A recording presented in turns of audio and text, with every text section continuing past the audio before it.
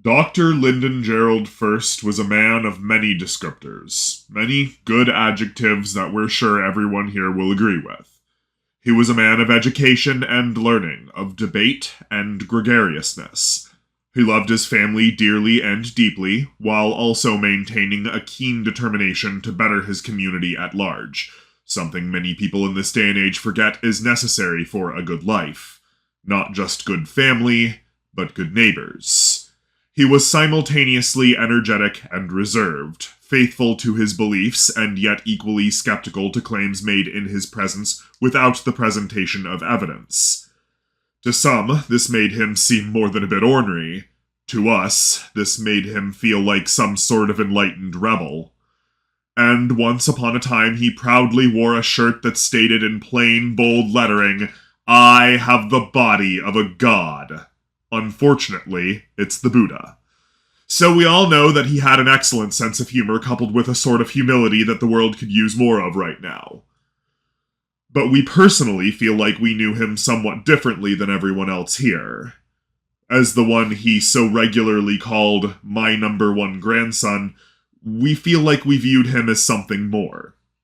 Our grandfather, Dr. Lyndon Gerald Furst, was the most powerful man we feel we have ever known. One of the strongest people anyone could ever meet. Perhaps not physically, for he was never much of a bodybuilder, and not fiscally or politically, for such things had long stopped becoming his concern by the time we came around. But mentally, emotionally, socially, dare we say it, spiritually, that man was a giant.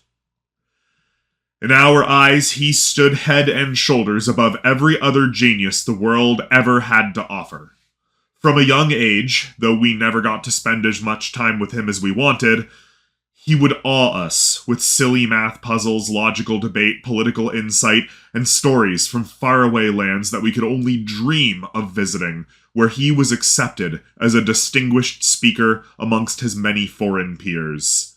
He readily and openly encouraged us to tell him about anything we wanted to talk about when nobody else cared.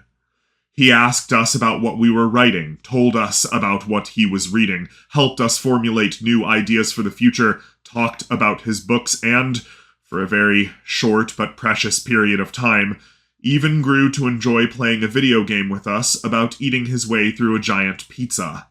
A task we're sure all here understand he would have been passionate about if given the opportunity in real life. He would dominate conversations with fellow theological minds, take the opposite position as his perceived ideological allies and opponents alike, just to keep them on their toes, and always inspired all around him to consider doing things from a different perspective. Nobody, in our entire life, has inspired us more to do the same, to work, to write, to seek a life in politics, and to improve the world around us not just for ourselves but for everyone that we can reach. Because Dr. Lyndon Gerald Furst, in his heart of hearts, knew what was right. He encouraged it, supported it. He would stand for nothing less.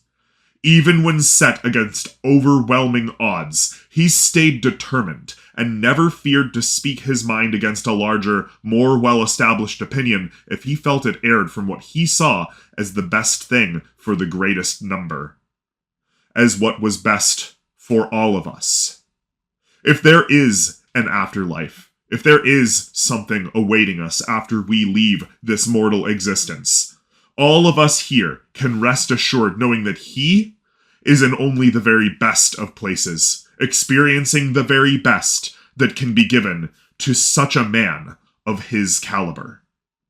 And now that he can no longer stand for what is right or speak out against what is wrong, we can only hope that everyone will honor his memory best, as he would have wanted for us all, by being the very best people that we can be.